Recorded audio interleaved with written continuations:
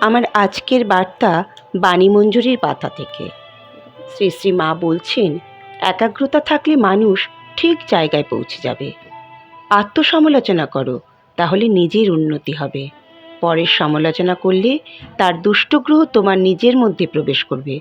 কারণ কেউ যখন খারাপ কাজ করে তখন তার দুষ্টগ্রহই তাকে দিয়ে করিয়ে নেয়। তুমি তার সমালোচনা করলে তোমারই ক্ষতি হবে। গঙ্গাতে স্নান করতে হলে সিঁড়ি দিয়ে বেয়ে জলে নামতে হয়। গঙ্গা এসে স্নান করিয়ে দেবে না। সেইরূপ গৃহীলোককে এগোতে হবে, আত্মসমর্পণ করতে হবে। আমাদের ভালো কাজ করে ঈশ্বরের কাছে পৌঁছে যেতে হবে। জিভ দিয়ে মানুষ ভালো মন্দ দুইই বলছে। ভালো বলার জন্য জিভকে তৈরি করো, তাহলেই পরমাত্মার কাছে পৌঁছতে পারবে।